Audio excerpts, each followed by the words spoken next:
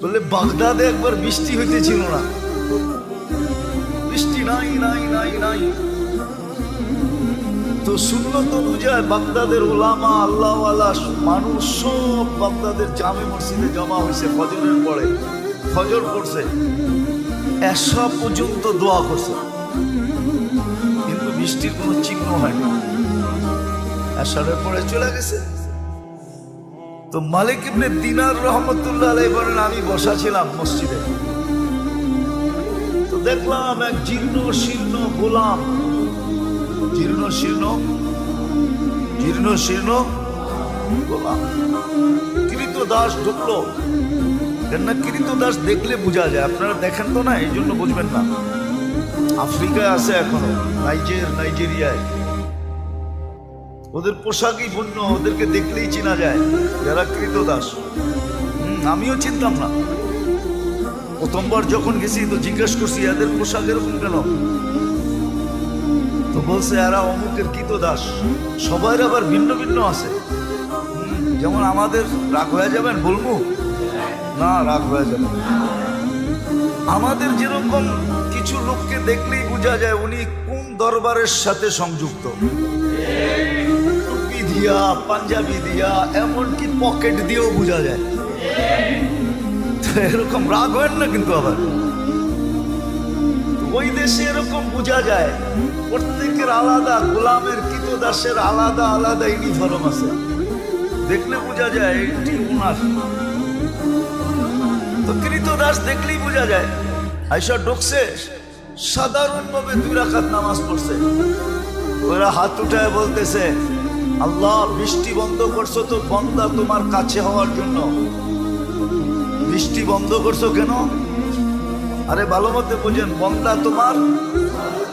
ফজরের পরের থেকে তো এশা পর্যন্ত সব মসজিদে বসা ছিল, এখনো তো বৃষ্টি দিলেন না, এক্ষণ দিবেন, এক্ষণ।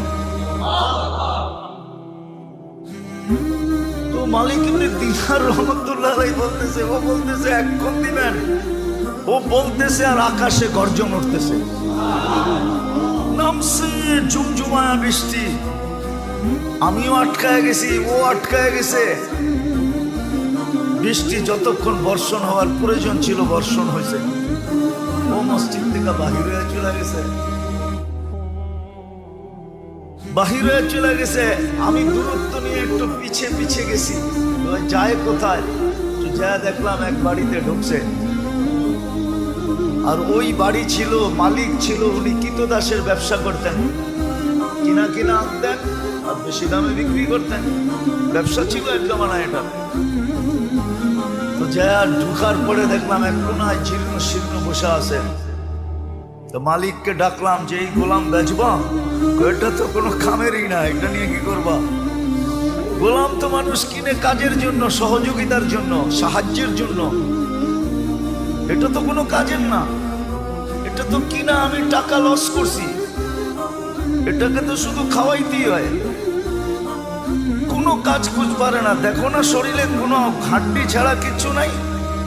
তো মালিক ইবনে দিনার রহমতুল্লাহ আলাইহি বলতেছে, তুই বেচবি কিনা এটা তো, কি আছে না আছে ওটা তো আমার তোর দরকার নাই, বেচবি?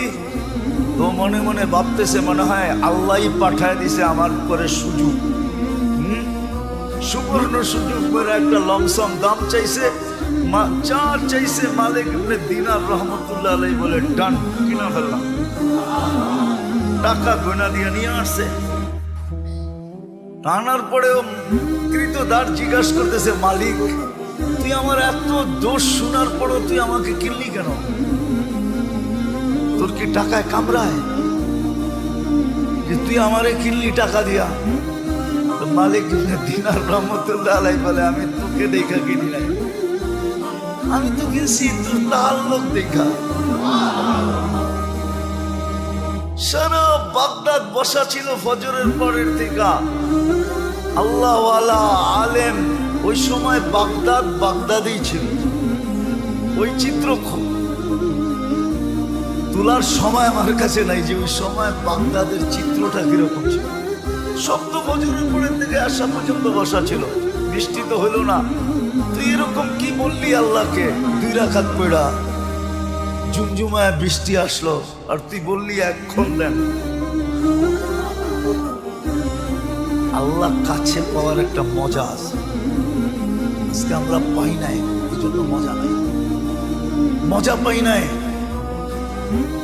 তো কাহিনী কি তো দাসী কিনা নিয়ে আসছেন, দুর্বল সুরবল কিনা নিয়ে আসছেন। কিন্তু দাসী বলছে মালিক সারাদিন কাজ করবো বটে, কিন্তু রাত্রে তুমি আমার সাথে থেকে কোনো কাজ নিতে পারবে না। যদি এই শর্ত হয় তো আমি যাইতে রাজি।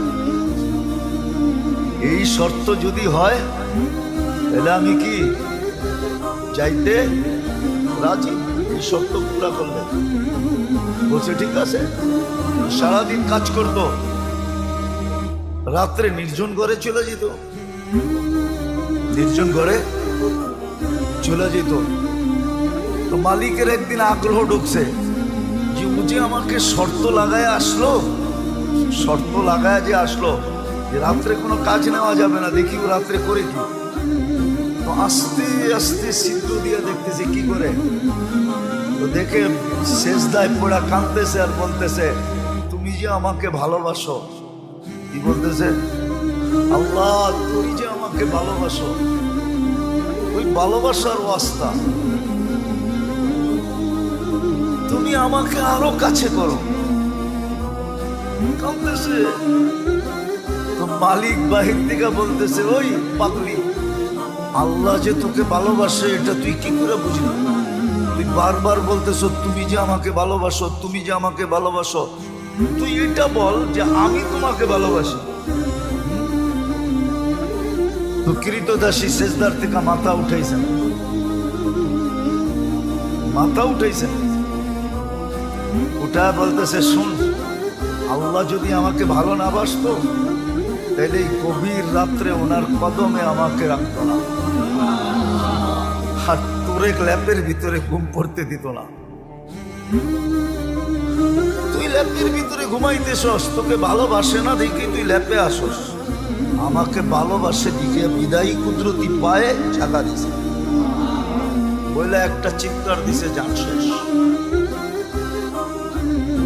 মালিক বলে বইলা তো নিজের ক্ষতি করলাম, কেন টাকা দিয়ে কিনা আনছে, ক্ষতি হয়ে গেছে না, লস। কিন্তু করবে কি, দাফন কাফন তো করতে হবে। বাজারে গেছে কাফন আনার জন্য, আয়সা দেখে সবুজ কাফনে পেঁচানো, করে লেখা আছে ইন্না আউলিয়া আল্লাহি লা খাউফুন আলাইহিম ওয়া লা হুম ইয়াহজানুন। এই কোরআনের আয়াত উপরে লেখা ইন্না আউলিয়া আল্লাহি লা খাউফুন আলাইহিম ওয়া লা হুম ইয়াহজানুন। সত্য এটাই, সত্য এটাই। আমরা মনে প্রাণে চাই না যে আল্লাহর কাছে হতো বা আল্লাহ আমাদের কাছে হতো। আরেকটা মনে উঠলো, এই জন্য বলতেছি রব আল্লাহ। এই জন্যই তো আল্লাহ বলছিলেন যে আমি এমন রব কাসসামার রিজক ফালা ইয়ানসা মিন খালকি আহাদ। সবারটা সময় মতো পৌঁছাই, কাউকে পৌঁছাইতে ভুলি না। হ্যাঁ, আমাদেরটা আগে পিছে হইতে পারে আমাদের কর্মের কারণে, কিন্তু মানুষ আর জিন ছাড়া কোনো প্রাণীর প্রয়োজন সময়ের 1 সেকেন্ড দেরি হয় না।